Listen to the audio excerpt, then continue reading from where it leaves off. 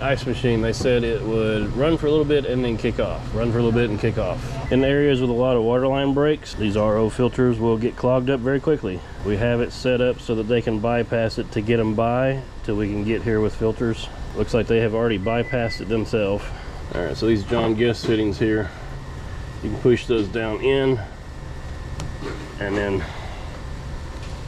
pull it loose and then push it back up onto this one.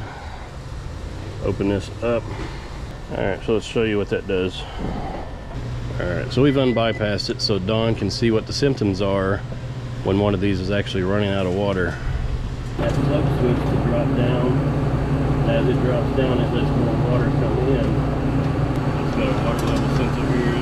It just senses continuity through all this water back to the ground, back to the middle, the barrel. Comes through here into the barrel. This is to clean out those. These are little eyes like a garage door. One on the back, one here. So as long as they can see each other, it knows to keep making ice. Or we add a sensor in here to stop making ice before it gets to that point. Because these machines don't like to have too much ice, the weight of it crushes it and makes a snowball. Then it's just churning a big snowball rather than dispensing ice. This is a 450-pound machine. It'll make 450 pounds of ice in a 24-hour period. You can see that water level.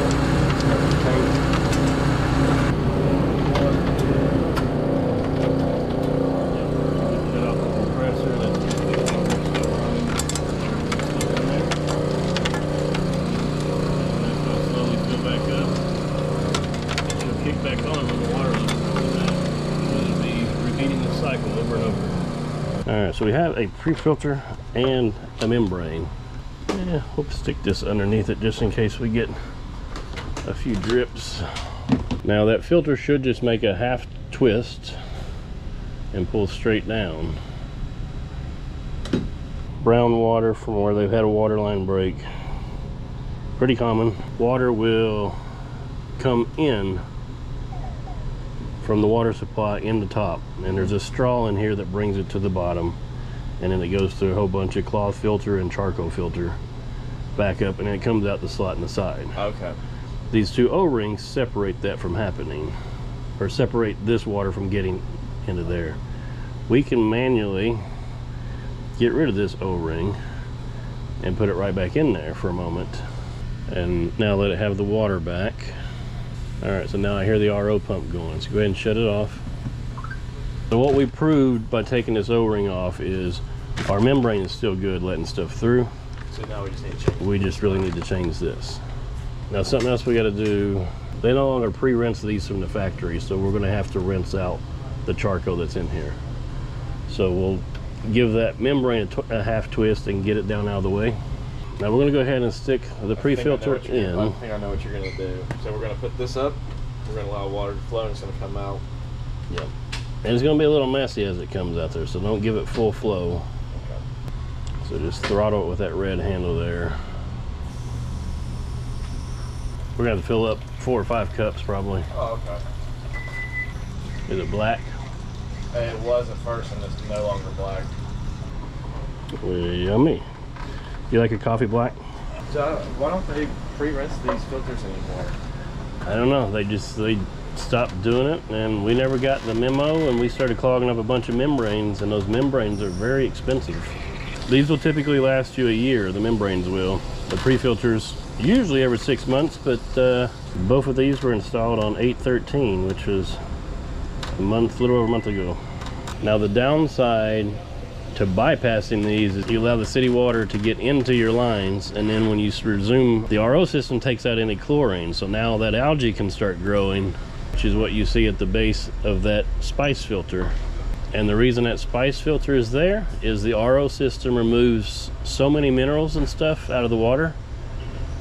This system can't sense back to ground because there's no minerals in it for it to sense back to ground. So we have to dirty the water back up with those minerals, so that way the water level sensor can work. He's putting our membrane back in now. Well, that sounds like it's moving very, very slow, so I venture to say we're gonna have to replace the membrane anyway. We'll go ahead and wash the algae out as well. Caitlin, don't let him tell you can't do dishes. He's a natural. Don't do that to me, man. $20 and I won't put it in the video. See if we can push that in there and pull that out. So does this need rinsed out too? No. So that permeate pump is just going to go back and forth.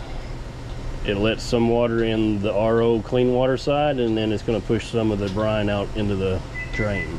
The brine is all the water that is left. So I'm guessing this one right here is pumped into the drain. Yep. And then this one comes back to... Yep, it tees into the line. It's feeding both the bladder and the spice filter. Okay. What is the purpose?